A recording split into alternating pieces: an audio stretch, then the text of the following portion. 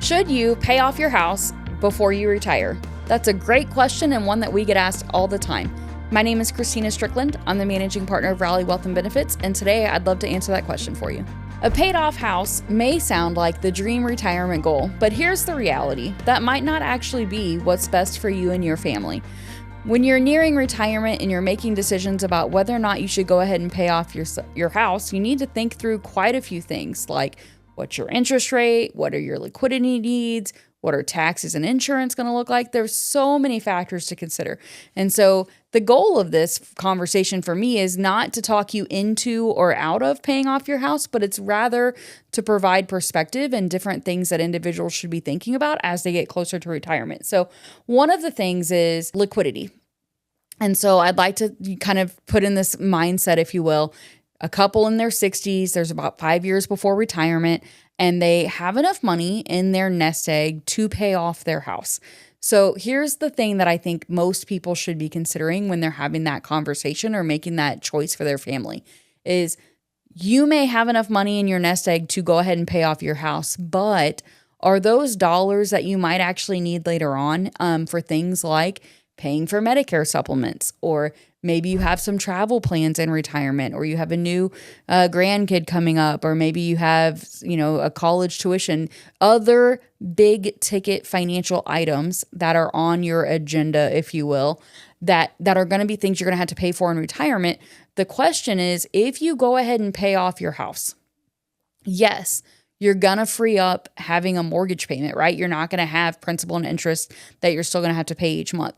But are you saving enough by not having to pay that principal and interest to still fund the other large retirement goals that you have? Or especially if you bought your house when interest rates were still pretty low, there's a weight there, right? Of more money in my pocket every month because I don't have to pay principal and interest anymore. Or maybe I'm still paying principal and interest, but I still have most of my nest egg intact because I didn't take a large distribution to pay my house off.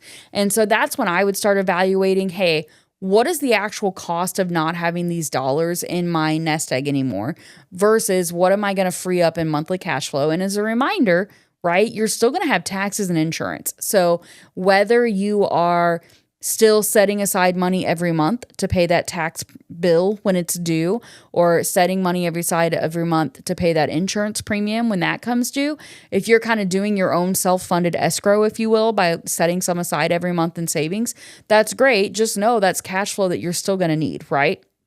Or if you're not doing that, you're saying, hey, look, my mortgage was $2,500 a month, including taxes and insurance. Now I've paid it off, so now I've got an extra $2,500 every month to spend.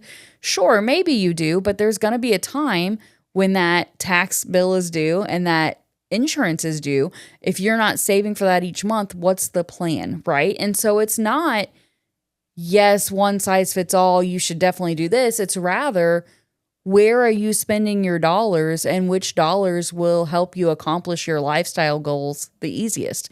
So I'll just tell you, if it's me, which it's not, but if it is me and my interest rate is below 5%, I'd probably rather have the funds sitting in my portfolio available to me for either planned big expenses or, quite frankly, big expenses that maybe I don't have on my radar.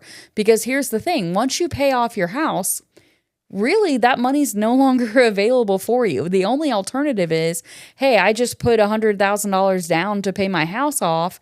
Now I have $100,000 less in my portfolio. The only way you're going to get that money back out if you need it is to refinance your house or, do a cash out refinance or a home equity loan, which may or may not be something that you want to deal with in retirement. So especially if you're retired and you don't have earned income anymore, that loan or that ability to use your own interest in your house is a lot harder to do because now you don't have income.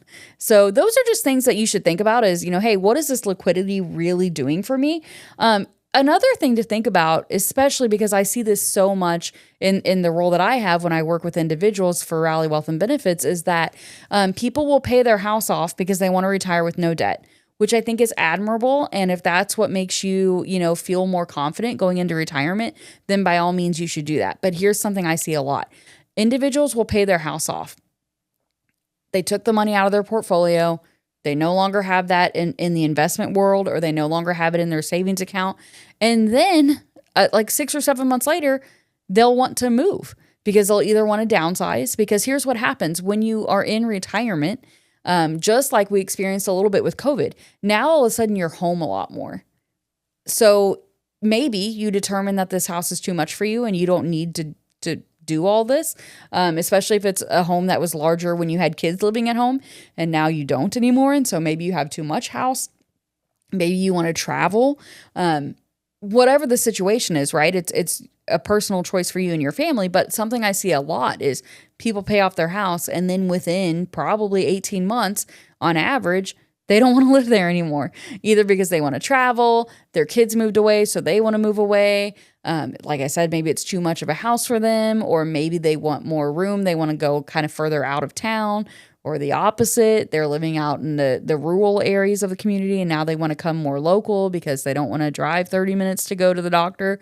It doesn't really matter, right? It is your own personal decision. I just think before you decide to pay off a house or not, that should be part of that conversation. Another thing that is part of that conversation is that maybe your goal is travel.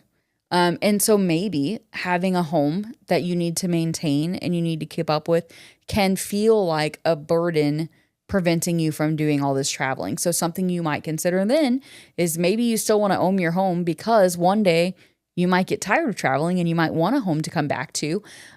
You might want to consider renting your home out for a few years so that you can travel, live that RV nomad life if that's what you'd like to do, but still actually own your home and have a place to land once you're kind of done with those years of exploration. So that's something to consider. Another thing that I would also be considering is, what is your plan for long-term care?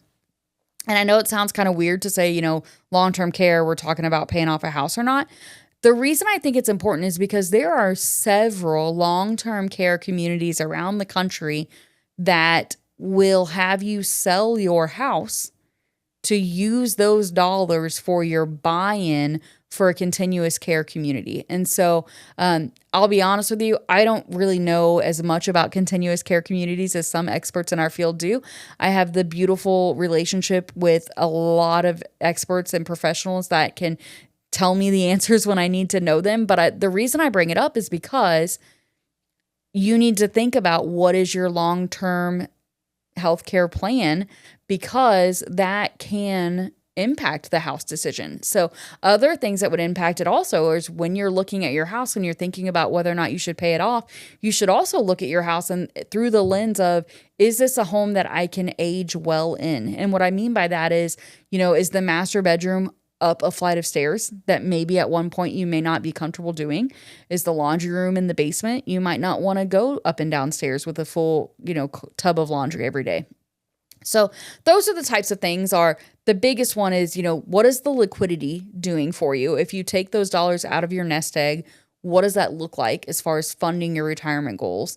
Is the house an asset that could later be used to help you with long-term care or other items like that?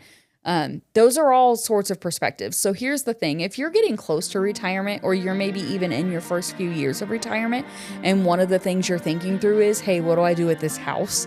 Do I pay it off? Do I keep carrying the note?